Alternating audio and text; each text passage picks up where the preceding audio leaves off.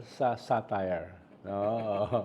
Akala nila nag-iisip tayo, no? Yun, oo. Parang yun yung pang intermission mo habang naglo-load yung Oo, plane. oo. Parang si Alan Peter, no? Umaalis dun sa Senate, tapos pagbalik, biglang hihirit. May naalala May ko. kilala ko ganyan. Oo. At least Di ba ito, Di ba? nag-attend, tapos bumalik. May kilala ko, hindi nga nag-attend. Third day ng conference papasok. Ang daming tanong. Taas na kamay. Sir Rod, Parang ganun si Alan, di ba? balita ko sumabog yung isang panel with Trillanes and Carpio. May sabi, buti pa Richard, meron pa kayong panel dyan. Bakit? Very technical, very subdued. Yung panel namin, mga experts talaga. Yun ang exciting. Hindi nga sabi niya, buti nga sa inyo, may flow, may method yung sa kanila. Sabog daw yung conference. Ano nangyari sa Rod? Kasi I had to go for another event eh. Oo, mas kwan kasi yun eh, mas political yung session na yun. No? So what did you talk about? Kasi Wala lang, binanatan ko lang yung DFA, tapos nako, pag-usapan natin yan. No, actually, Oo. eto wala ka dun sa isang event. Sabi ko lang na may dysfunction. I was- Yung iba't ibang mga sections ng ating gobyerno. No, Dapat this is may important. unity. Dapat No, may let's talk about it. Because ako, hindi naman katulad ni Alan Peter, katulad ni Bam, impartial ako. Diba? So, ako, I love ko silang lahat, DFA, DND, Coast Guard, but, yeah, sir. Do they love you back? You know I'm not sure, but Gibo was very nice. He was like calling over, usap-usap kami, chismis kami. No, but going back to this, is it natural na magkaroon ng turf wars? Is it natural na magkaroon ng bureaucratic politics? Because you have worked in the bureaucracy. Ikaw nga marami na ingit sa'yo nung time ni Pinoy, di ba? Na yung access mo to the president, the gravitas you brought in the picture, your progressive ideals. Or do you think this is very worrying? And ako kasi I got very worried when some people are even implying na certain secretaries are doing China's bidding. Yung iba naman, yung kabila, they're just provoking conflict and all. I just don't think that's helpful. And considering ang taas ng caliber, I mean, we're very lucky. We are in an era whereby you have Jay Tariela in Coast Guard, you have, of course, outgoing General Bronner in the AFP who really stabilized the institution, helped the institution to move to the next phase. In fairness to Gibo, I was quite critical of him throughout the years, but I mean, the guy, he brings a lot of energy, knowledge, cerebral, analytic approach to this, and of course, like he really has stood up to China, and then of course, in the DFA now you have another veteran diplomat who has been dealing with China on very difficult issues. So actually, in theory, if you look at it, this is one of the most competent, impressive collection, basically montage of patriotic characters, and yet for some reason it looks like things are not gelling the way it should. Like, what is your insight on that? Well, sabi mo nga, natural naman sa isang gobyerno na may mga turf wars. Dahil lalo na yung mga malalaking departments. Yes. No? Pero at critical moments, dapat merong fulcrum na nag-intervene to balance the differences and unite towards a particular direction, a particular strategy. Alam mo, foreign policy. Yeah. Very crucial yan eh. Dapat iisa lang ang boses natin dyan. Natatawa ako, ang dami nating spokesperson. No? Meron pa nga tapos spokesperson, different spokesperson. Yes. Parang nahihilong ako sa position. So, dapat isa na lang or dalawa na lang. No? Yeah. Tapos dapat unified yung positioning. No? Ikalawa ay, halimbawa sa strategy, kung i-deconstruct mo yung mga strategies ng mga key departments, parang ang may dysfunction. No? So, halimbawa, one of our strength dito sa paglaban sa China is not military. Hindi natin kayang labanan ang biggest standing army in the world, the biggest navy in the world, the second or the first most technologically advanced nation in the world, the second strongest economy in the world, the second biggest population. Hindi ganun kadaling labanan yan. Ang ating laban is asymmetrical. At isa dyan, isang element yan, ay yung transparency struggle natin. Ine-expose natin yung ginagawa ng China for all the world to see. Kaya nga yung sympathy ng mundo nasa atin. No? Ngayon, kung yan ay medyo itatabi mo at magpo-focus ka sa mga secret negotiations, tinanggal mo yung ating main weapon laban sa isang superpower. Kaya wag mong banatan yung transparency initiative, whether yan ay civilian or government. Dahil mahalaga yan in the scheme of things. Yeah. No? Or wag mo i-undermine by other kinds of negotiations. Yung mga ganun ba? Ikalawa, ngayon, head tayo ng ASEAN, pinag-uusapan ng Code of Conduct. Dapat very basic. Yung term of reference ng Code of Conduct should be the UNCLOS decision. Bakit tahimik doon? No? Bakit tahimik doon? Ikatlo, itong mga atake sa atin, lalo na itong recent, itong sa Batanes, hindi pwedeng i-brush off mo lang. Dapat Yung sagutin. mga so-called scholars na nagsabi na sa China. Hindi na siya scholars dahil lumabas na siya sa Global Times. So it's now the official position of the Communist Party of China.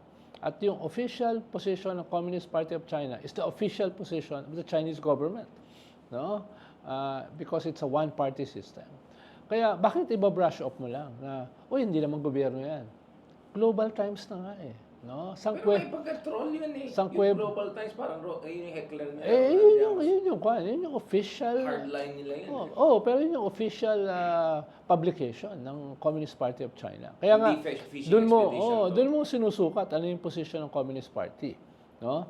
Dati nga, nung cabinet secretary ako, may isang senador, sabi niya, kausap ko na yung foreign ministry, ganito ang kanilang posisyon. Sabi ko sa kanya, nakausap mo ba yung Foreign Affairs Department ng Communist Party? Hindi. Hindi mo pa nakausap. Oo, decisions emanate from that, not sa foreign ministry. So, yung ganun ba? No, you have to understand the Chinese system. At nung nilabas nila yung position sa Batanes, yung historic rights nila sa Batanes, mas strategic siya militarily eh. Dahil kailangan nila yung Batanes or at least the sea around Batanes if they are going to invade Taiwan in 2027. Dahil ang alam natin, kung hindi nila makukuha ang Taiwan itong election na ito this year, no, na yung mga pro-China ay medyo nagle-level up, ay mapapersa silang invade ang China, at least si Xi Jinping. Dahil yan yung kanyang timeline eh. Or else baka tanggalin siya ng People's Liberation Army as President of China. So, very defining yung next year na yan. At ang crucial dyan ay yung Basi Strait. 100 kilometers between Batanes and the southern industrial hub of Taiwan. At yan ang entry point from the Pacific. From Hawaii, from Guam, from Australia, from New Zealand, natutulong, no? If ever magkakaroon ng gera over Taiwan and Japan. No? But Japan kasi pinakamalapit sa Taiwan, no? Na hindi Chinese, no? So, crucial 'yan. Tingin ko yung kanilang statement ay mas papunta ron, no? Yung military. This is worrying, no? I mean, sir, parati naalala ko bata pa lang parati namin narinig na ang Pilipinas, we are blessed with the great geography and all. And I look at it, actually I would say maybe at some point in history, but not now. Kasi gitnang-gitna tayo ng dalawang island chain. Di ba? Yung first island chain na gusto i-dominate ng China is yung from East China Sea to South China Sea, di ba? Kasama ng West Philippine Sea dyan. Akala mo, yun na yan. Yung second island chain, actually, dadaan yan sa Philippine Sea at from southern Japan. So, literally, sandwich tayo dito sa dalawang areas na gusto i-dominate ng China. Kasi, to be fair to China, thinking nila is, tingnan mo lahat ng superpower. First, na-dominate nila yung immediate waters. Yung US, Caribbean, then Pacific, umabot lang sa Pilipinas, na-colonize tayo. The Romans, they dominated the Mediterranean, di ba? And now, of course, the Iranians want to dominate Persian Gulf, so on and so forth. Para sa kanila, it doesn't make sense for us to call ourselves superpower kung hindi natin kontrolado yung immediate waters natin. At doon, malas actually yung geography natin if we don't step up. Di ba, Sir Ronald? So, I completely agree with you na while I will, medyo sabi ko, joke yung claim, I won't take as a joke yung naval ambitions ng China because they have the capacity for that. And it's just a question of when are they gonna execute it in its full sense of the word.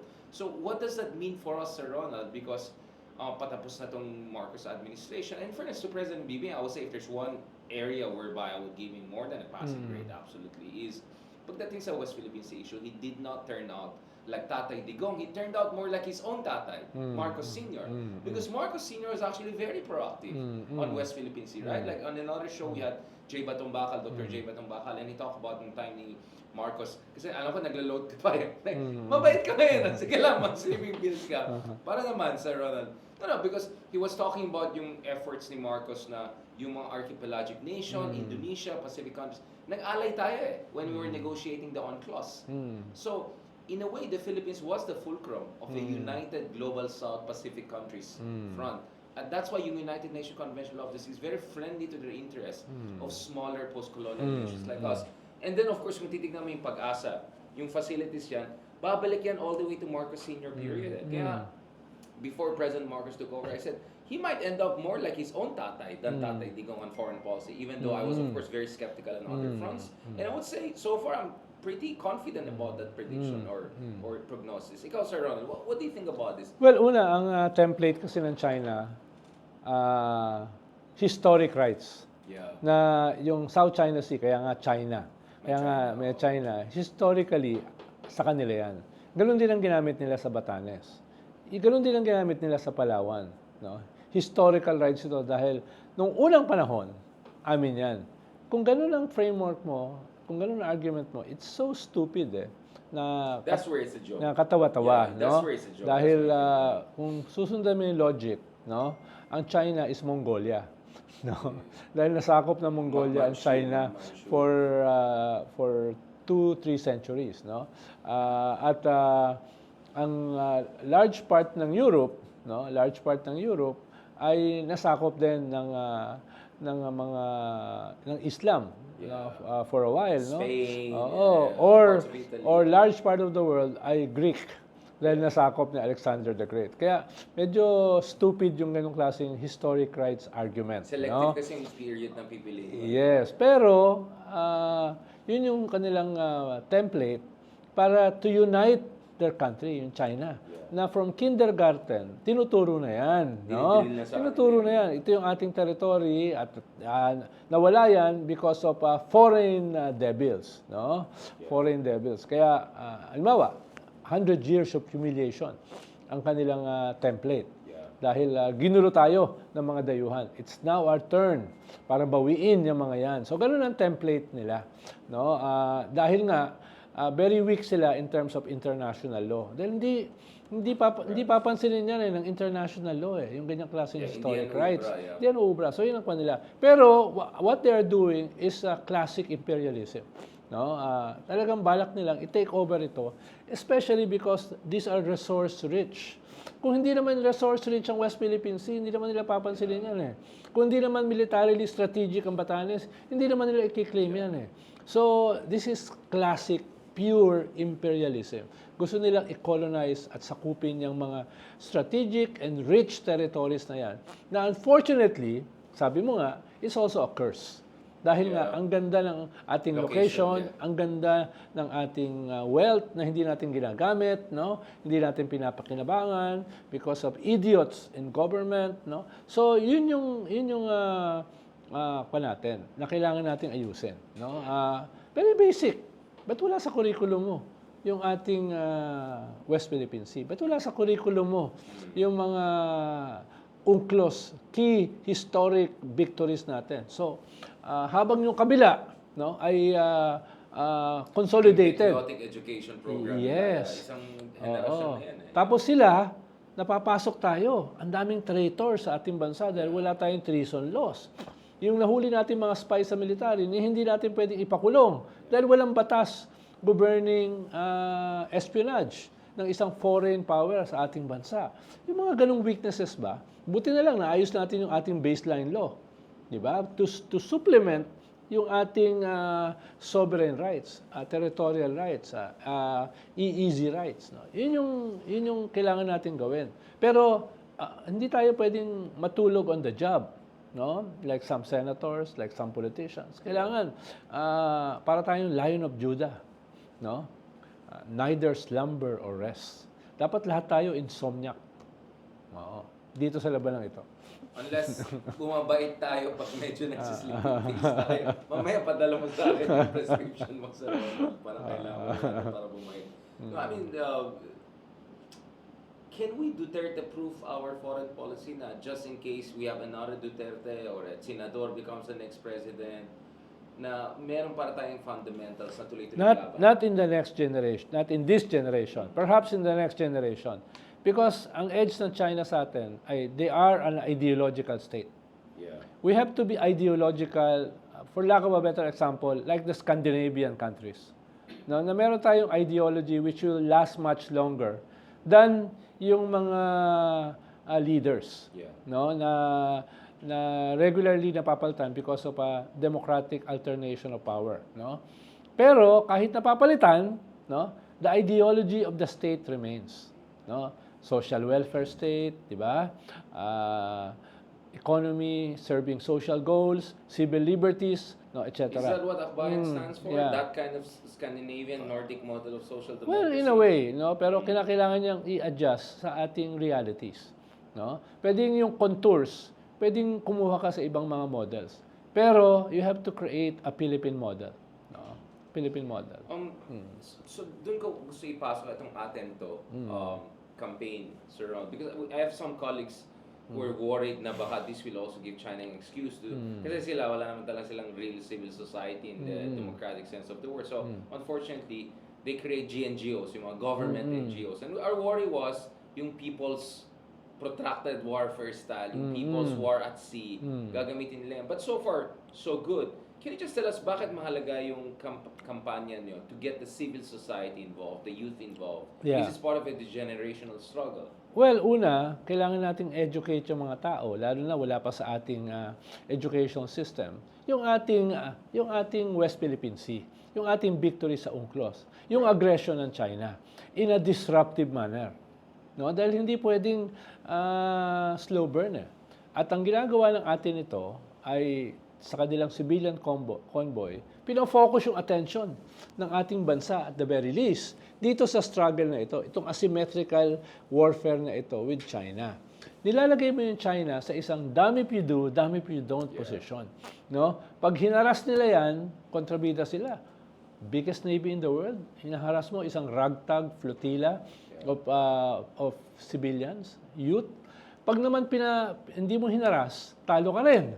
Which means na ito ay nakakaroon ng upper hand, itong ragtag group na ito. So, that's part of the asymmetrical warfare. No? Na zero-sum game ka, tapos yung kalaban mo, who is a superpower, hindi alam kung ano gagawin. No? Ikalawa, yung mundo. Nasabi ko na nga sa ibang episode natin, imagine mo, si Scholz, Chancellor ng Germany, si Macron, Presidente ng France, si Sanchez, Prime Minister ng Spain. Nung nakita ko sila sa isang conference, ang kanilang minimension, binabanggit nila, ay yung civilian convoy. Dahil it catches the imagination of the world. No? Yung David versus Goliath. No? David versus Goliath.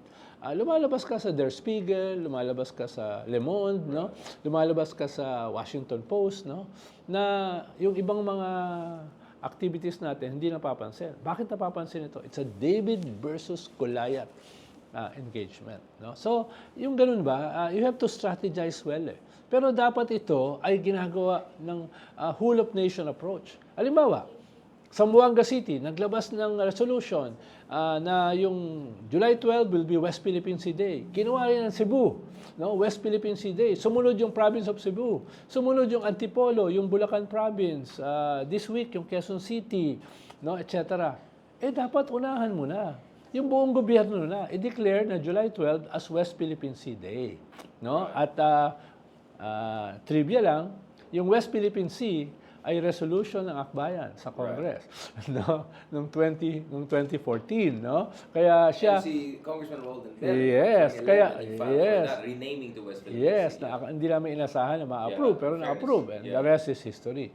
No, so ganun ba, to unite your own people, no? At unti-unti mong itabi yung mga taksil ng mga politiko, yung mga chinadors, gawin mo na yan aggressively, no?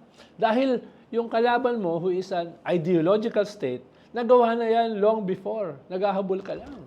No? So ito ay bahagi ng mga things which has to be done yesterday. No? Since gumising ka na, Sir Ron, let's end on this very strong point. Just a question, because in the case of China, yung kanilang anti-corruption drive ay justify nila in terms of strengthening the country, hindi lang yung Communist Party. Yes. Parang idea sa kung may corruption tayo, hihina yung military natin. Because yung equipments don't go where they have to go, resources don't go to building up capabilities, industries, so on and so forth. can we do the same thing? Kasi ang ating approach to fighting corruption is usually the moral stance, which is clear, 100%. You will burn in hell, okay. But can we also try to mobilize an anti-corruption drive in the name of national security? Kasi kung nasasayang yung pera sa flood control, hindi yan napupunta sa mga barko na kailangan natin sa ating sandatahang lakas. Hindi yan napupunta sa ating Philippine Coast Guard. Right? Imagine flood control na 1 trillion na ninakaw. If that went sa ating Philippine Navy, Philippine Air Force, we would have a far more capable one in terms of basic capacity. Well, ang usapin ng corruption is not only a historical problem. Yeah. It is also a very structural problem. Right. But it's not only structural or historical, it's cultural. So it will take a generational struggle to change you that. can mitigate But it, you can right? but you can Yes. start it Yes. dramatically. Exactly. Kaya nga inaasahan natin sana yung mahiya naman kayo SONA ng presidente is the start of something dramatic. Ang problema, until now, yung more than 67 congressmen daw na involved dito, ni isa wala pa nakakasuhan o nakukulong. Yung 15 contractors na binanggit ng presidente na involved dito sa anomalous transactions na ito, 0.5 pa lang yung nakukulong. Is Yung, the ombudsman overwhelmed? Does lahat. the ombudsman need to be more empowered?